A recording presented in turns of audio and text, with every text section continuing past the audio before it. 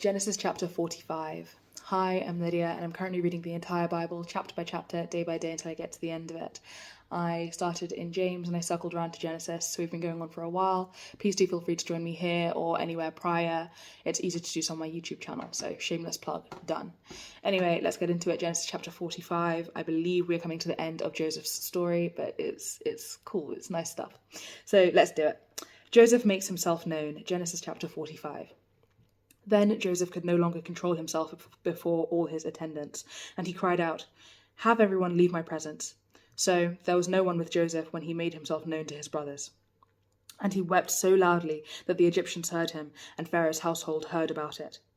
Joseph said to his brothers, "I am Joseph. Is my father still living?" But his brothers were not able to answer him because they were terrified at his presence. Then Joseph said to his brothers, "Come close to me."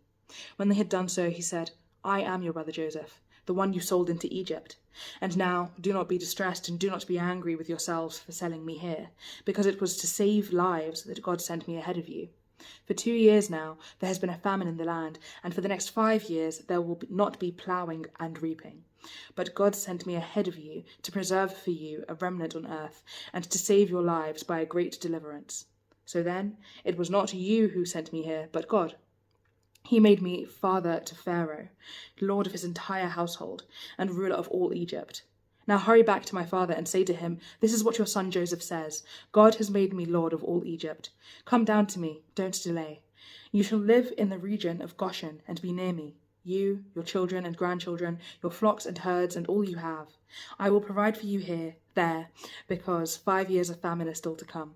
Otherwise you and your household and all who belong to you will become destitute.' You can see for yourselves, and so can my brother Benjamin, that it is really I who am speaking to you.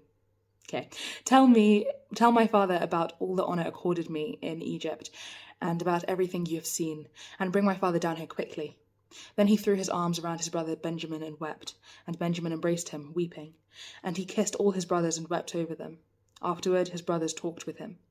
When the news reached Pharaoh's palace that Joseph's brothers had come, Pharaoh and all his officials were pleased. Pharaoh said to Joseph, "Tell your brothers, do this, load your animals and return to the land of Canaan, and bring your father and your families back to me. I will give you the best of the land of Egypt, and you can enjoy the fat of the land." You are also directed to tell them, "Do this, take some carts from Egypt for your children and your wives, and get your father and come. Never mind about your belongings, because the best of all Egypt will be yours." So the sons of Israel did this. Joseph gave them carts, as Pharaoh had commanded them, and he also gave them provisions for their journey. To each of them he gave new clothing, but to Benjamin he gave 300 shekels of silver and 5 sets of clothes. And this is what he sent to his father: 10 donkeys loaded with the best things of Egypt, and 10 female donkeys loaded with grain and bread and other provisions for his journey. Then he sent his brothers away, and as they were leaving he said to them, "Don't quarrel on the way." So they went up out of Egypt and came to their father Jacob in the land of Canaan. They told him, "Joseph is still alive. In fact, he is ruler of all Egypt." Jacob was stunned. He did not believe them. But when they told him everything Joseph had said to them, and when he saw the carts Joseph had sent to carry him back, the spirit of their father Jacob revived. And Israel said, "I am convinced. My son Joseph is still alive. I will go and see him before I die." Right, thank you so much for joining me today and for reading the Bible with me and for pouring into your own relationship with God. This is great stuff. I'm happy for you. I pray that God blesses you abundantly today and tomorrow in case I do not post, and I hope that I will post tomorrow. So God willing, I'll see you tomorrow. Bye.